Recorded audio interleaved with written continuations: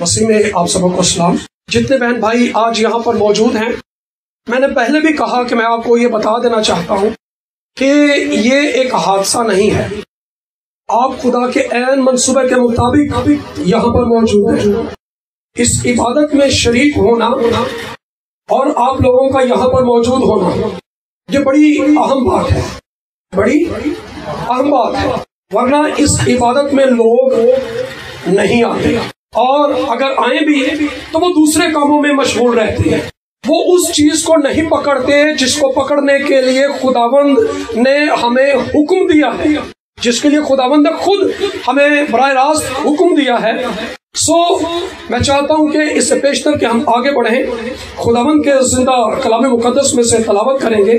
لوکا کی معرفت انجیلی بیان، اس کا باب نمبر 22 اور آیت نمبر 14 سے لے کر ہم 20 آیت کے آخر تک خداوند کے کلام میں سے تلاوت کریں گے۔ کلام میں لکھا ہے، جب وقت ہو گیا تو وہ کھانا کھانے بیٹھا اور رسول اس کے ساتھ بیٹھے۔ اس نے ان سے کہا، مجھے بڑی آرزو تھی، مجھے بڑی آرزو تھی کہ دکھ سہنے سے پہلے یہ فساد تمہارے ساتھ کھاؤں، کیونکہ میں تم سے کہتا ہوں کہ اسے کبھی نہ پیوں گا جب تک وہ خدا کی بادشاہی میں پورا نہ ہو۔ پھر اس نے پیالہ لے کر شکر کیا اور کہا کہ اس کو لے کر آپس میں بانٹ لو، کیونکہ میں تم سے کہتا ہوں کہ انگور کا یہ شیرہ اب کبھی نہ پیوں گا جب تک خدا کی بادشاہی نہ آئے۔ پھر اس نے روٹی لی اور شکر کر کے توڑی اور یہ کہہ کر ان کو دی کہ یہ میرا بدن ہے جو تمہارے واسطے دیا جاتا ہے، میری یادگاری کے لیے یہی کیا کرو۔ اس طرح کھانے کے بعد پیالہ یہ کہہ کر دیا کہ یہ پیالہ میرے اس خون میں نیا عہد ہے جو تمہارے واسطے بہایا جاتا ہے۔ آمین۔ کلام کا جو حصہ ہم نے پڑھا، آپ یہ سمجھ لیں کہ بہت سنجیدہ یہ مقام ہے جہاں پر ہم کھڑے ہیں۔ یہاں پر ایسا نہیں کہ کسی کا دھیان کسی اور بات میں ہو اور کسی کا دھیان کسی اور بات میں ہو۔ خداوند یہ چاہتے ہیں کہ ہم بڑے دھیان سے، یسوع نے کہا کہ مجھے بڑی آرزو تھی، مجھے بڑی آرزو تھی۔ خداوند یہ چاہتے تھے کہ اپنے شاگردوں کے ساتھ آخری فسح کھائے۔ یہ آخری فسح کیوں تھی؟ یہ خداوند کی آخری فسح تھی۔ کس کی تھی؟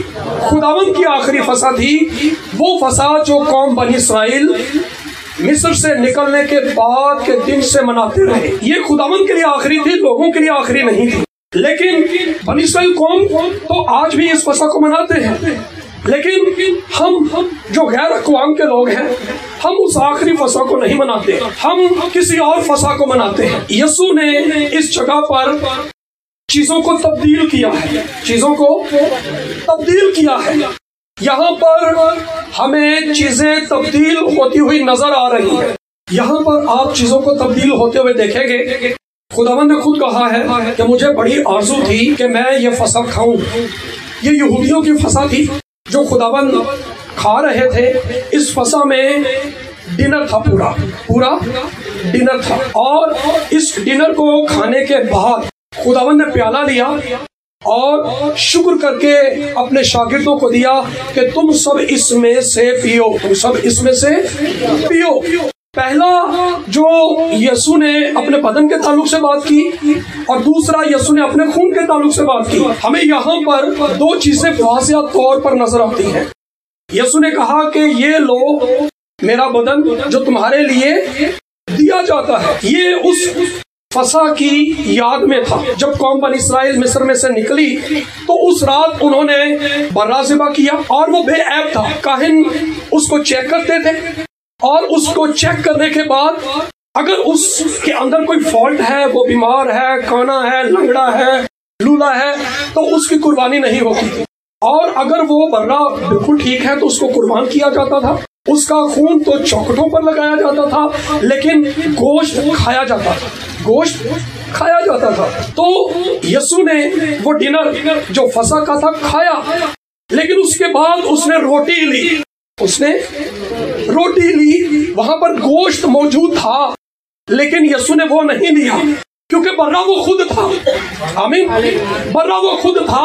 اس نے روٹی لی, اپنے بدن کو روٹی سے تشبیہ دے کر کہا کہ یہ میرا بدن ہے جو تمہارے لیے دیا جاتا ہے. یہ مصر سے رہائی کی یاد میں, لیکن میرے لیے اور آپ کے لیے اس میں کیا بھید تھا. وہ تو مصر سے رہائی کی یاد کرتے تھے, لیکن میں اور آپ گناہ سے رہائی کی یاد کرتے ہیں. آمین. ہم گناہ سے رہائی کی یاد کرتے ہیں. اسی طرح یسوع نے پیالہ لے کر اپنے شاگردوں کو دیا. اس نے کہا یہ میرے خون میں نیا عہد ہے. اب جو یسوع نے عہد کی بات کی وہ موسیٰ کے عہد کی طرف اشارہ کیا کہ ایک عہد موسیٰ نے باندھا تھا, وہ بھی خون کے وسیلہ سے بیلوں بکروں بچڑوں کا خون ذبح کیا گیا, اور اس خون کو ہر ایک چیز کے اندر جو خیمہ میں تھی چھڑک دیا, اور آدھا خون جو تھا لوگوں کے اوپر چھڑک دیا. پرانے دور میں ایسا ہوا کرتا تھا کہ جب ایک بادشاہ جنگ کرنے کے لیے جاتا تو وہ لوگ جو مغلوب ہو جاتے, فتح ہو جاتے, تو بادشاہ بیل کا, بکرے کا, برے کا خون لے کر ان لوگوں کے اوپر چھڑکتا اور بادشاہ کے اوپر بھی چھڑکا جاتا, اور بادشاہ ان کو اپنے قوانین بتاتا کہ اگر تم ان قوانین کو مانو گے تو تم زندہ رہو گے اور مجھ سے ہر ایک برکت کو حاصل کرو گے, اور اس طرح تم ہمیشہ میرے حضور سلامت رہو گے. اگر تم اس عہد کو توڑو گے تو تم سزا پاؤ گے. اگر میں اپنے عہد کو پورا نہ کروں اور تم وفادار رہو تو مجھے موت ملے گی. لیکن یہاں پر تو ہم دیکھتے ہیں کہ خدا نے بنی اسرائیل قوم سے جنگ نہیں کی, بلکہ خدا بنی اسرائیل قوم کے لیے لڑا. خدا بنی اسرائیل قوم کے لیے لڑا. خدا نے جنگ کی, اور جنگ کرنے کے بعد وہ اپنے لوگوں کو چھڑا کر نکال لایا. اپنے لوگوں کو رہائی دینے کے بعد وہاں اس نے عہد باندھا موسیٰ سے. اس نے اپنی شرائط بتائیں, خون چھڑکا گیا لوگوں کے اوپر. اگر تم برکت چاہتے ہو تو میرے قوانین کو مانو, اگر تم میرے قوانین کو نہیں مانو گے تو تم لعنت کے ماتحت آ جاؤ گے, تمہیں سزا ملے گی. سو یسوع نے کہا کہ یہ میرے خون میں نیا عہد ہے. یسوع کا بدن مصر سے رہائی, جب بنی اسرائیل اپنے گھروں میں تھے اور موت کا فرشتہ عدالت کے لیے گزر رہا تھا, تو عدالت سے رہائی کیسے ملی؟ برے کے خون سے, برے کے مرنے سے, ذبح ہونے سے, جان دینے سے. یسوع کے جان دینے سے میں اور آپ گناہ سے رہائی پانے کے لیے بلائے گئے ہیں. آمین. لیکن خون بہانا جو ہے یہ موسیٰ کے ساتھ جیسے عہد کیا گیا, خدا نے ایک عہد کیا تھا. یہ عہد اسرائیل کے ساتھ تھا, یہ عہد اسرائیل کے ساتھ تھا, لیکن اس عہد میں اور آپ بھی شامل کیے گئے ہیں.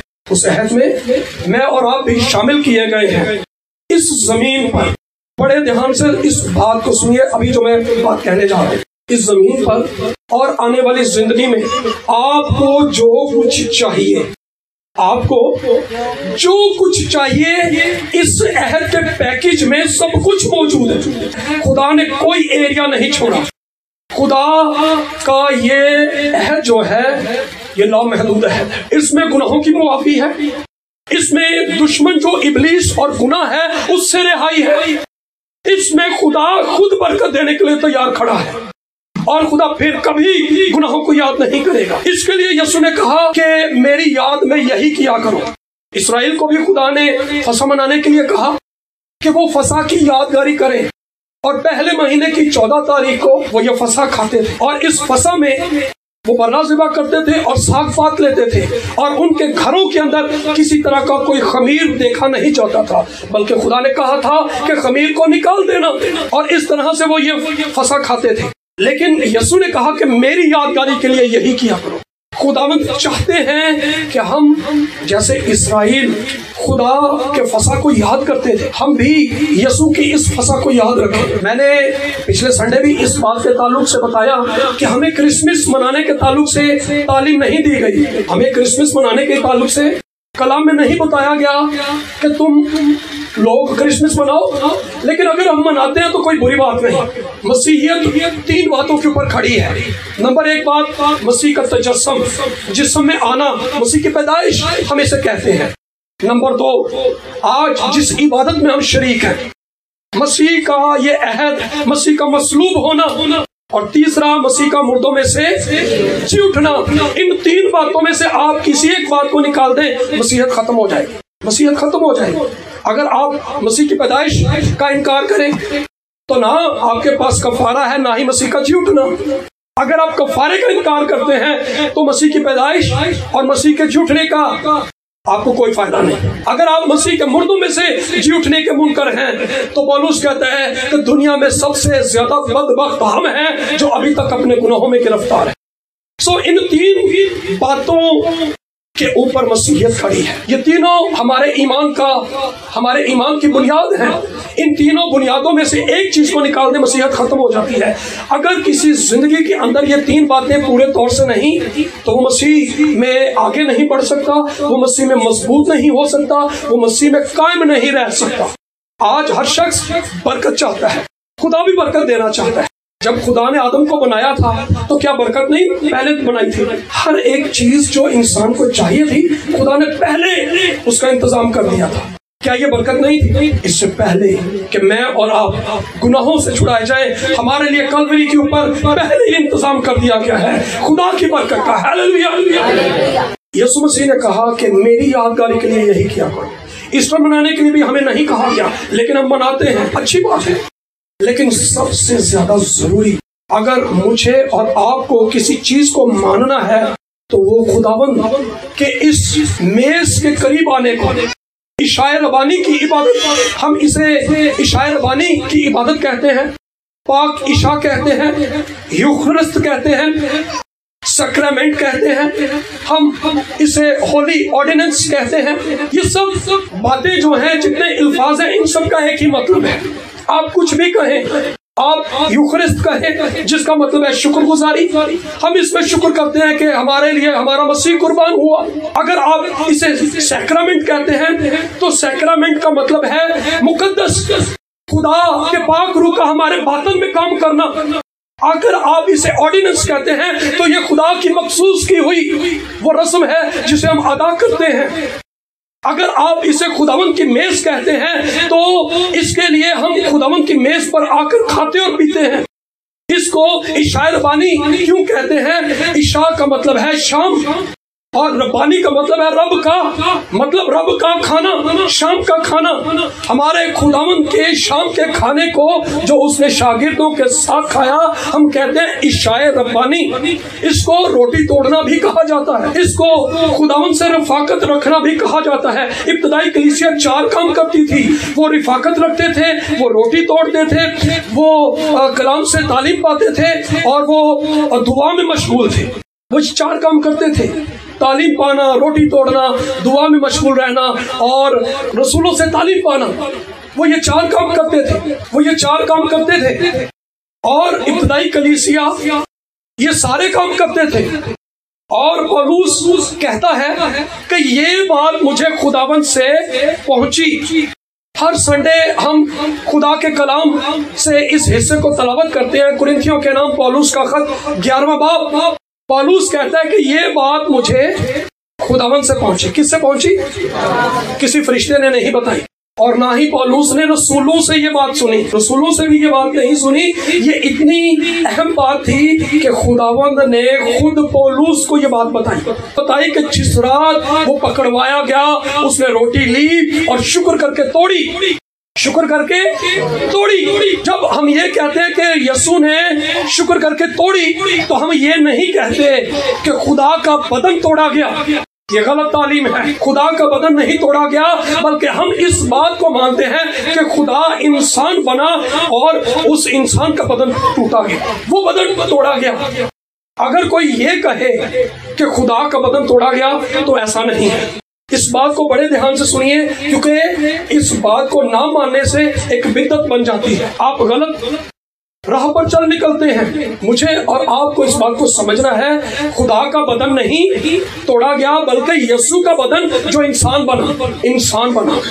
آمین۔ اگر ہم یہ کہیں کہ خدا کا بدن توڑا گیا تو پھر صلیب پر کون مرا؟ کیا خدا مر گیا؟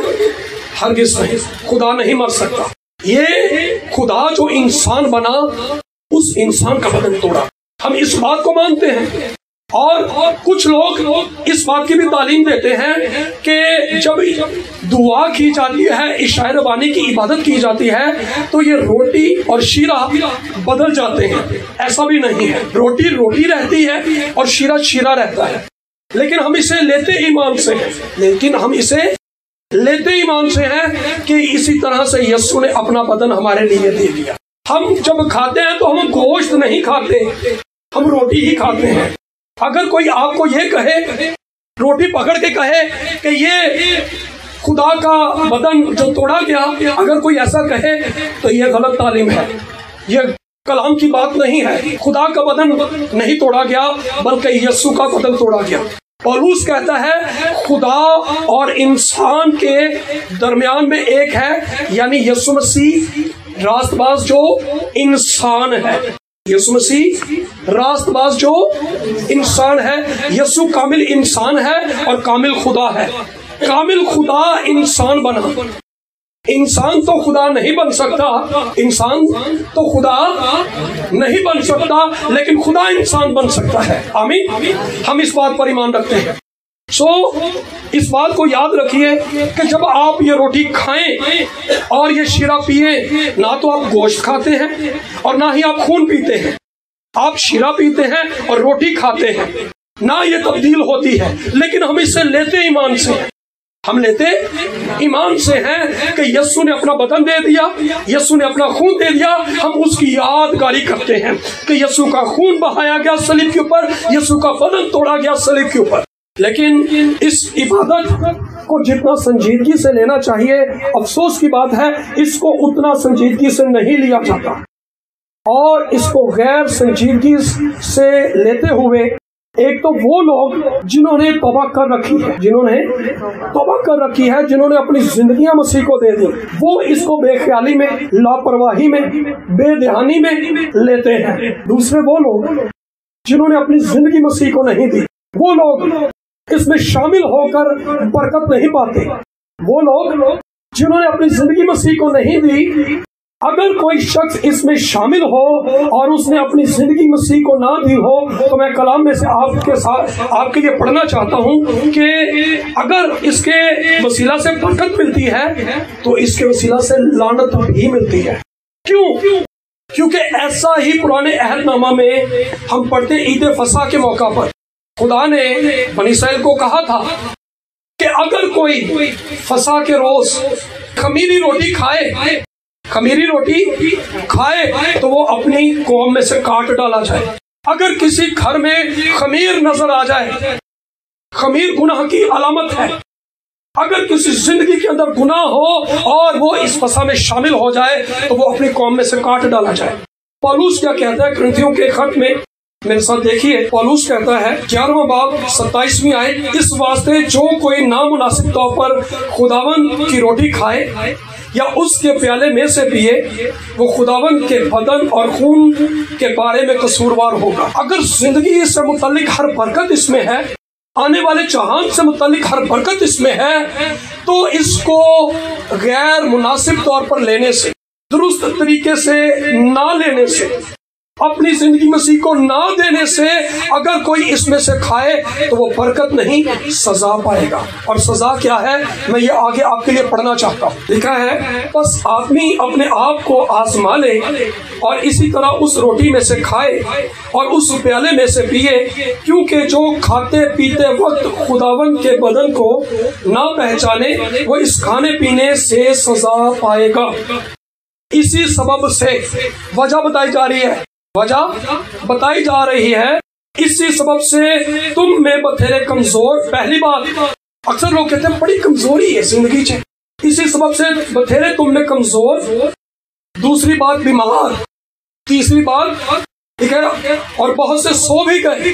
پہلے اگر کوئی شخص جس نے اپنی زندگی یسوع کو نہیں دی، توبہ نہیں کی، پانی کا بپتسمہ نہیں لیا، اگر وہ شخص اس میز میں شریک ہو اور اپنی گناہ کی زندگی کو نہ چھوڑے تو پہلے اس کی زندگی کے اندر کمزوری آئے گی۔ پھر دوسری بات، اگلے درجے پر اگر وہ اپنی زندگی میں گناہ میں چلتا رہتا ہے، سخت دلی میں چلتا ہے، معاف نہیں کرتا، کسی کو معاف کرنے کے لیے تیار نہیں، یہاں پر کلیسیا کے اندر بڑی جو لڑائی جھگڑا تھا کرنتھیوں کی کلیسیا کے اندر، یہاں پر امیر لوگ بھی تھے اور غریب لوگ بھی تھے۔ یہ ڈنر جو فل ڈنر تھا، سب گھروں سے کھانا لاتے تھے اور اس کو مل کر کھاتے تھے، لیکن امیر لوگ تو اچھے کھانے لاتے تھے، لیکن غریب لوگ جو تھے وہ اچھے کھانے نہیں لا پاتے۔ تو اس سبب سے ان میں لڑائی جھگڑا اور ایک دوسرے کو نیچا دکھانا، خود کو اوپر کرنا، کسی کو کمتر جاننا، اپنے آپ کو بڑا جاننا، یہ باتیں ان میں شروع ہو گئی تھی۔